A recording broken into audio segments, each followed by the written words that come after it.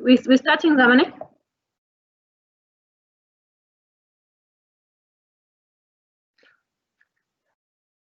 Good day. Welcome to the Moses Kotane Virtual Lecture this Friday.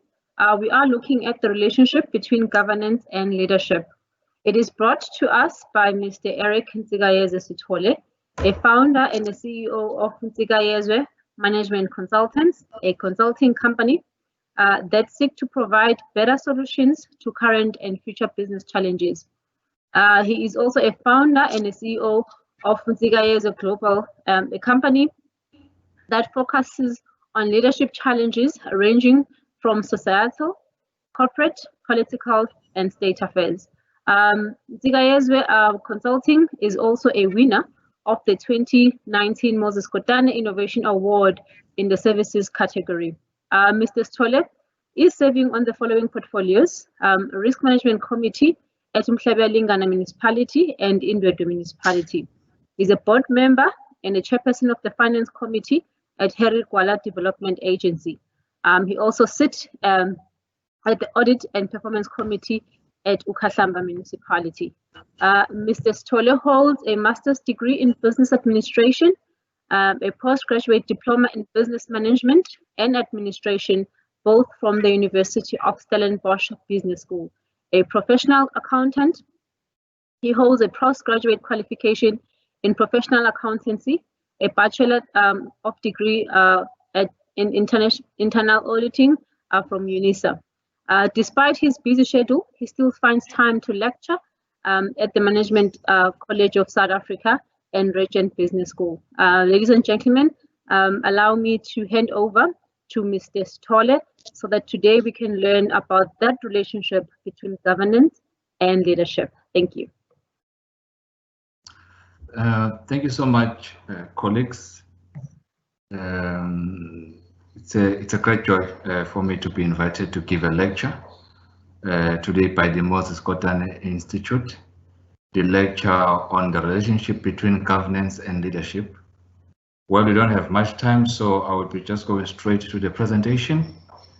It's a complicated discipline, but I've tried to summarize some of my research. What I'll be giving you today is just a summary. I think in total I do have 100 to 120 slides that I usually use to teach when we have a leadership session at Ntigayezwe Global. So without wasting time, let us go to our first slide.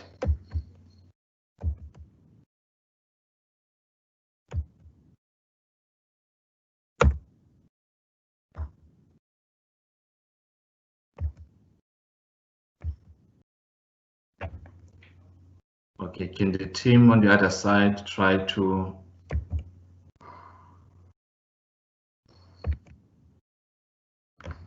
for the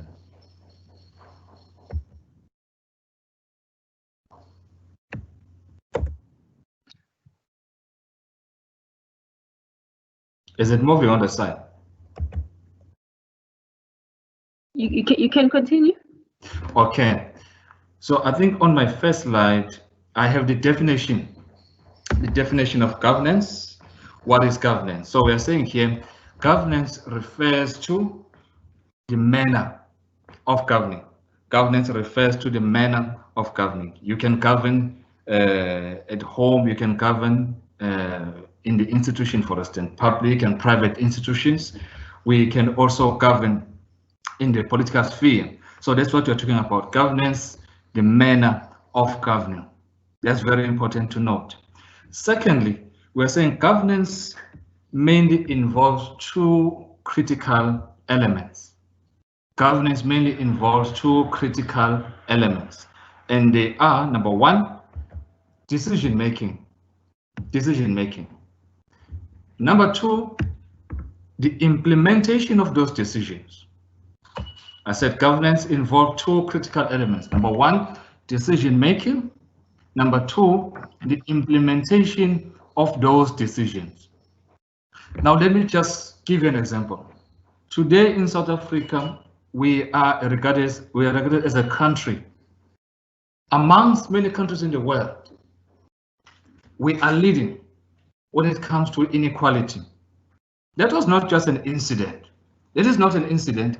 It was, or it is, a result of the decisions that were made pre-1948, after 1948, before 1994, after 1994, even though today those decisions are still being made. So the inequality is not just an incident. It is a result of the decisions that were made, that are still being made even today. So that's the important factor about decision making. So which means not anyone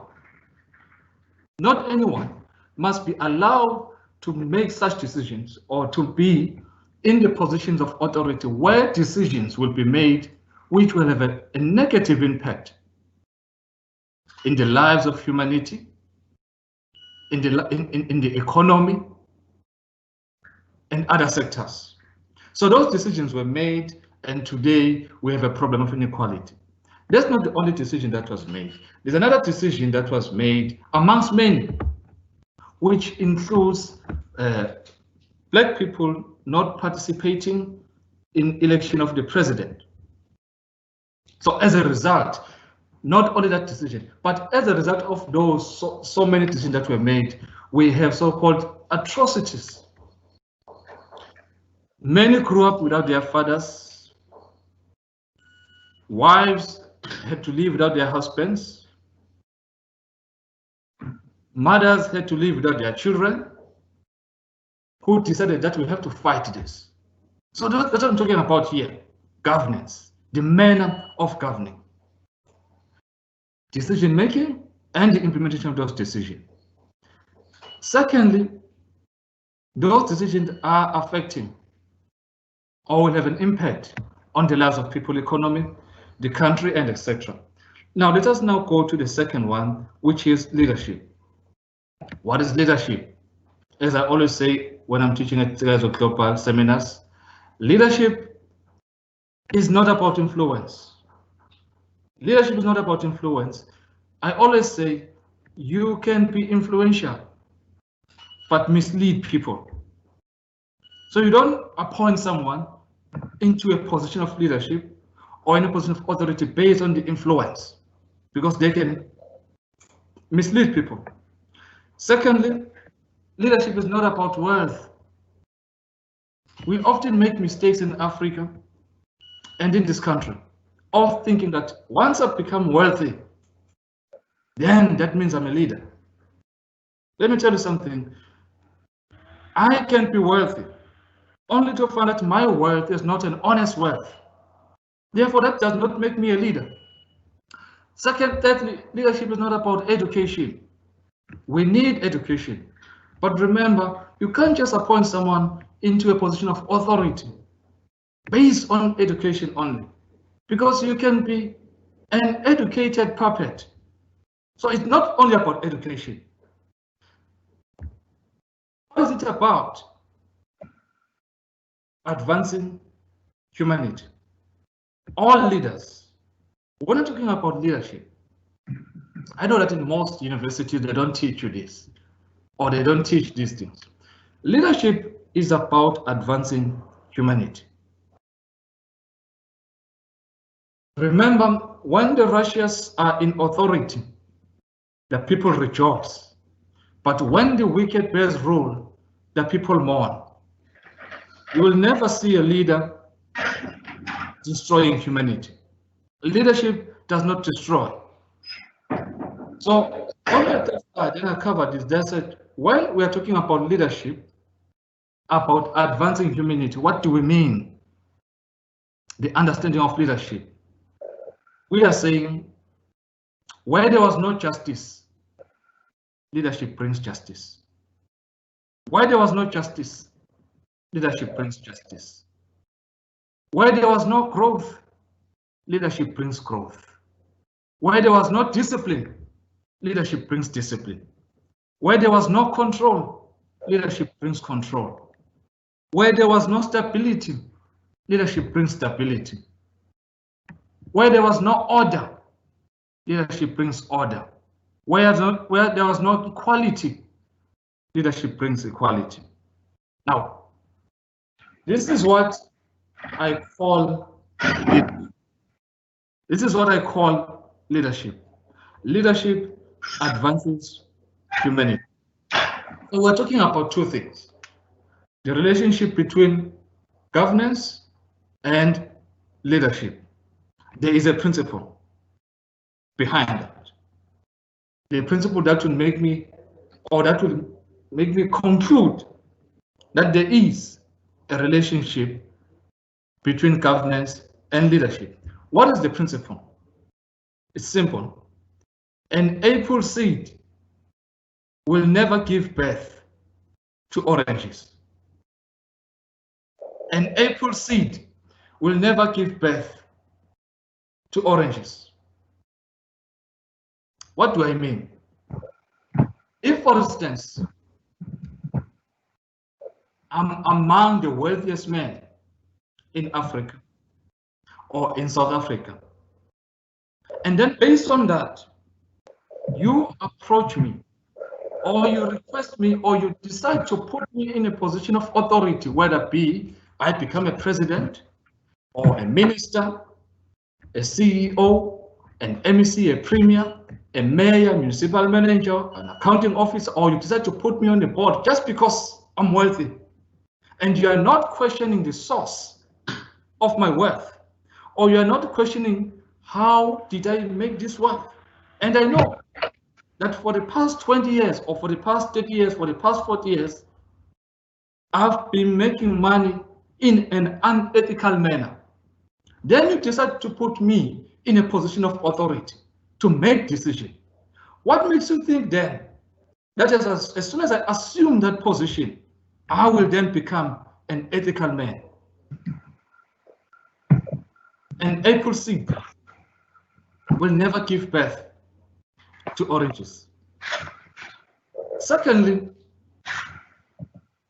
if you approach me based on my education, Eric is educated, got a master's, but you don't check my values, my beliefs. Let's say I was taught, as I have an education, but I was taught that apartheid was not bad. And then you put me into a position where I am expected to deal directly or to make sure that the injustices of the past are addressed, are attended to. You put me in a position just because I am educated. You're only using that. He is educated, therefore he deserves to be in this position. But you don't check my values, my beliefs. What makes you think that when I get there, I will do the right thing? I will bring justice where there was no justice. So as I said earlier, leadership is not about education, because you can be educated, but still be miseducated or be an educated puppet. So I'm saying here, we all need what is so-called good governance in our countries. And I can tell you where I'm sitting. Look at what is happening in our country in South Africa. The country itself. Look at the SOEs. Look at ESCOM. Look at SAA, Transnet. Look at the SOEs. I can tell you, what is happening there is not an incident. What is happening in these SOEs in our country is not an incident. It is a result of the decisions that were made by people, and they are affecting everyone. So you can't put an apple and expect apple to give you oranges. Always say you reap what you sow. So therefore, I am convinced. Remember now, I said this is just a summary of more than 120 slides that I have in relation to this subject, governance and leadership. I am convinced that when you put good leadership, definitely you will get good governance. But when you put bad leadership in power or in authority, then you will have bad governance. Good leadership leads to good governance. Bad leadership leads to bad governance. And I repeat what I've just said earlier. In our country, I would say maybe from 1652, we have to go back there. We are struggling with bad governance.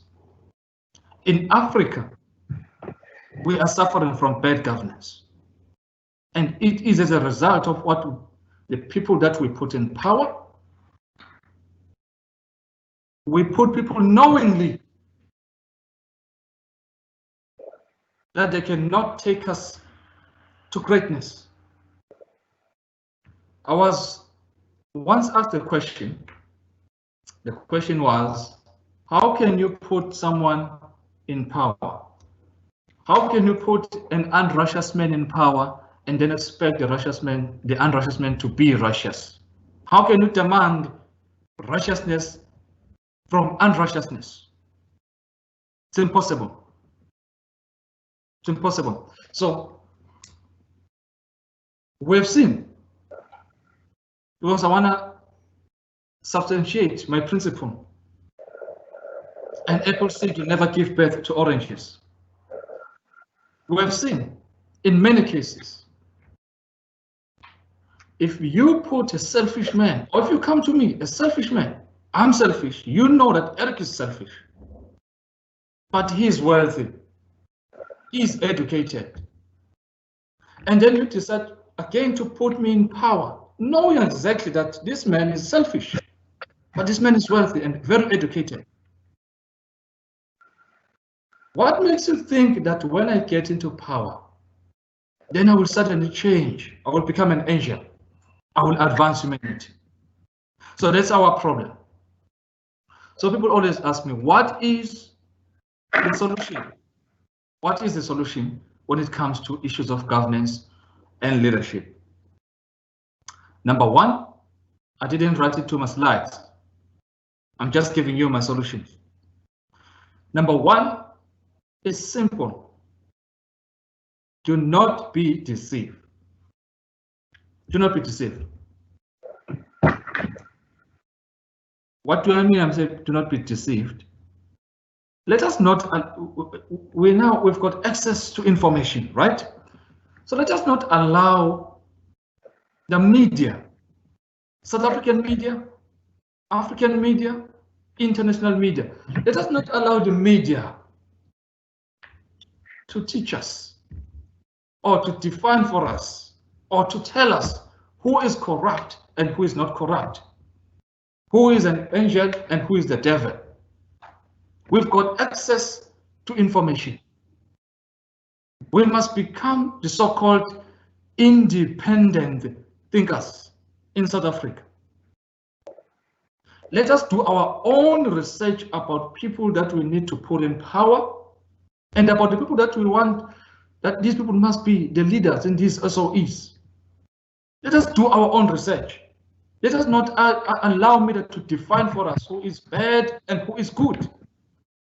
Because there's a tendency in the media to demonize certain individuals and to make people praise certain individuals. We can do better than that. We can do better than that.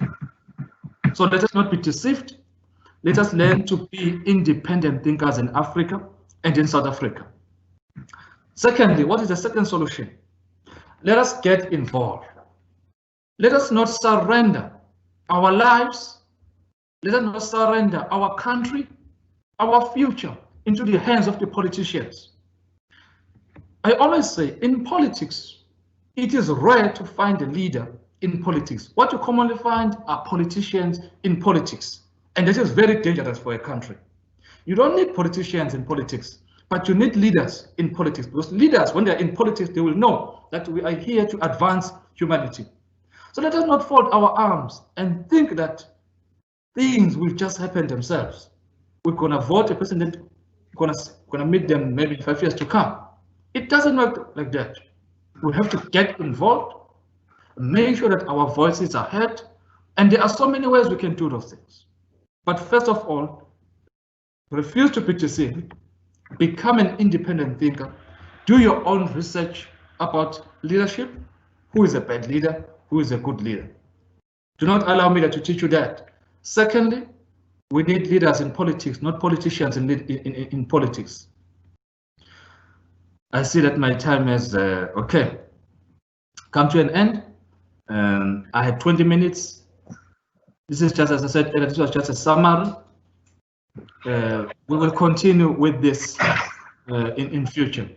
I hope you did get a little bit of what I wanted to communicate with you today when it comes to governance and leadership.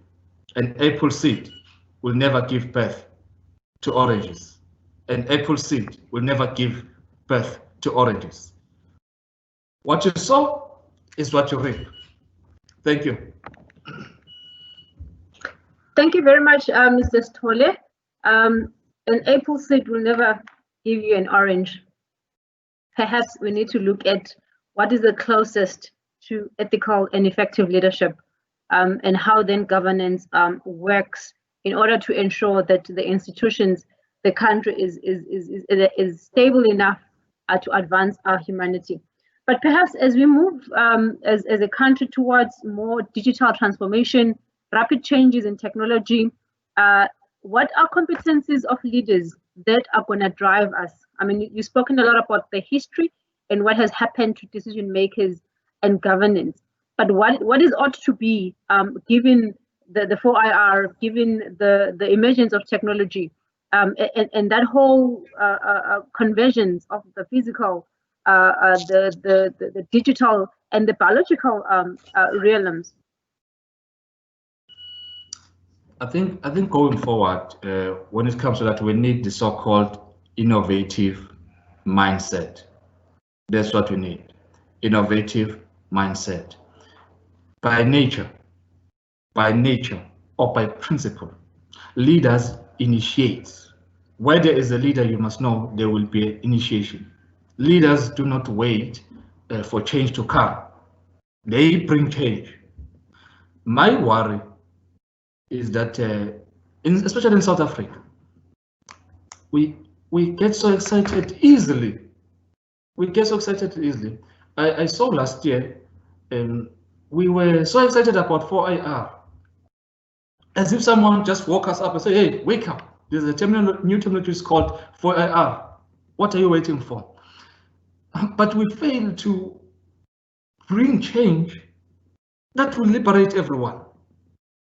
So I'm saying we need an innovative mindset.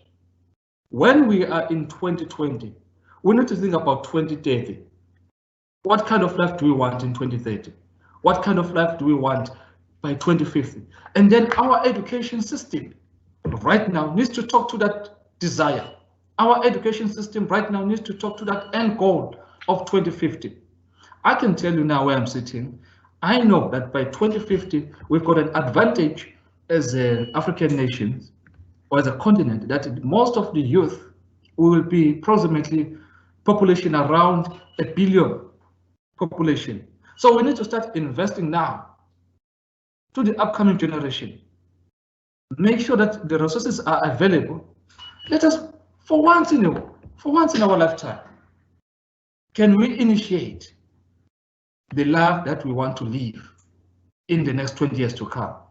Because currently I can tell you, yes, we are trying to move with the 4IR, but we are behind. We are truly behind. These things that we are implementing in South Africa right now started a long time ago in other countries. So for how long are we going to keep on doing this, falling behind? So I'm saying we need leaders with an innovative mindset. Well, another one was asking me, do you think we are innovative in South Africa? I said, based on why? I said, no, because everyone now, we are using Microsoft Teams, we are using Zoom for meetings. I said, no, as they always say, it's the COVID-19 that is now making us to change. I don't think, you see, when people see death, then they tremble. Hence, they want to start changing. But I'm saying, if there was no COVID, we wouldn't be here. I doubt I will be here using the Microsoft Teams to present this lecture. What does it mean? It means it's not only the innovative mindset that we need, but we need people who will be able to push through the resistance that will be coming from the population, whether in Africa, whether in South Africa, but we need leaders then who will be able to push up until what we want or what will better the nations become realized. So I will say innovative mindset, and those who have the strength and the ability to push through the resistance that we see. I can tell you now, besides that, we have issues that we have presented as a country, that currently in South Africa, you don't have a bank that is owned by Africans. And I was teaching some students that we don't, I think people are thinking about a bank, some others will say, no, we need to see a bank, a physical bank. And I'm saying we can do better than that as well. What if we launch a digital bank, which is owned and controlled by Black people? Let us think that way. Let us think that way. We mustn't just always be allowing other countries to tell us what to do. And as a result, we are following behind. But let us lead. I'm thinking in my mind, what about the digital bank, which is owned and controlled by Black people?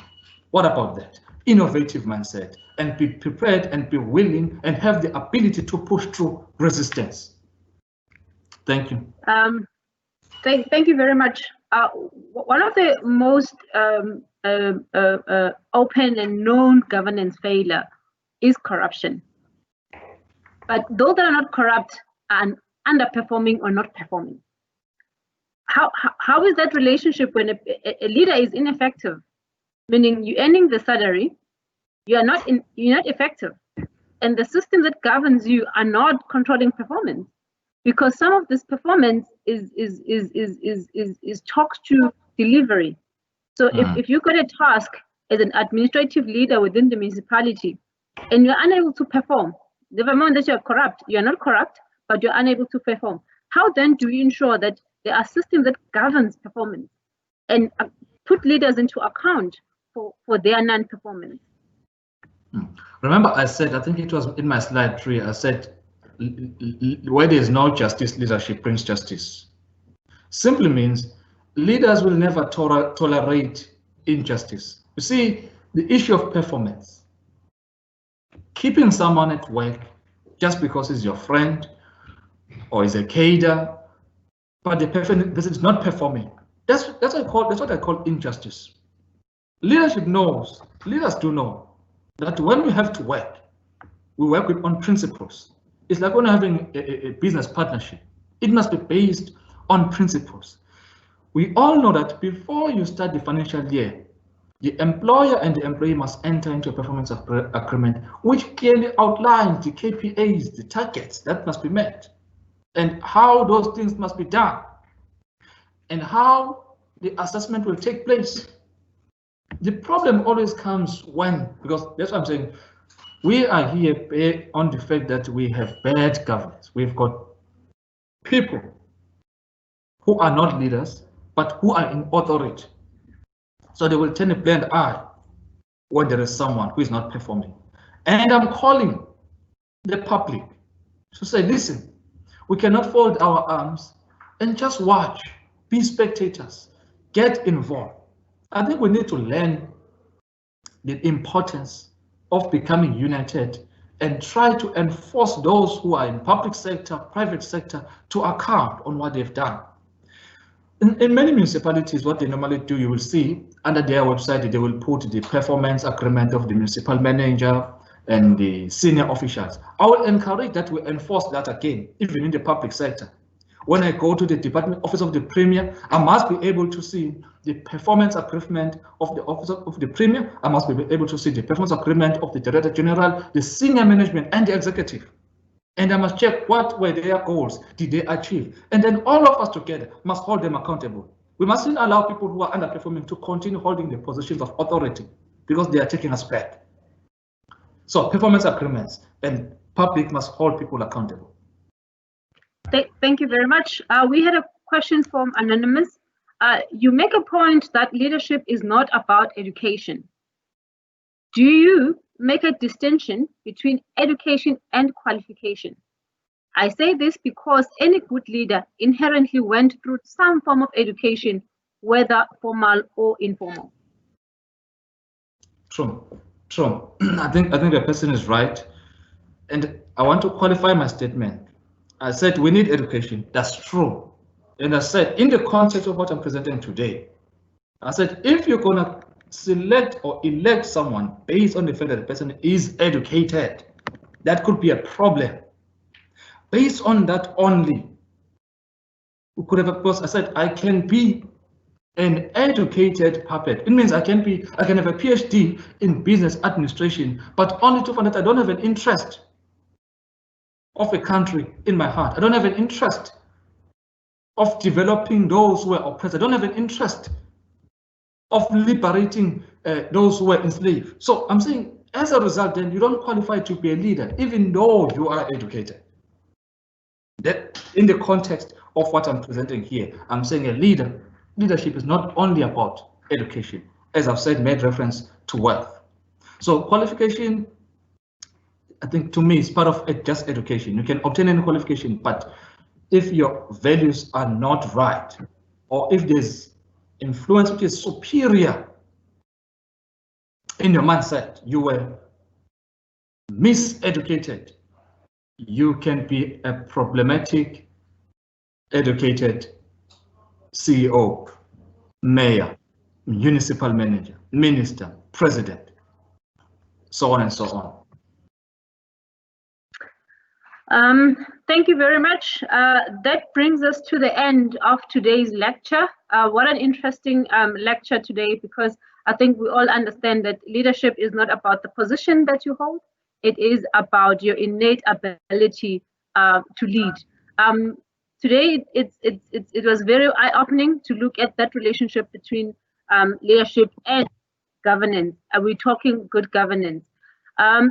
We will then end on this lecture today, and please join us next week when we'll be talking about the Moses Kotane, the man who we are named after, the very great Moses Kotane. The lecture will be at the same time. The link will be sent throughout in our normal social media platforms. So join us and really learn about the principles that Moses Kotane held and that we continue to advance as the Moses Kotane Institute. With that, I thank you, ladies and gentlemen. Thank you.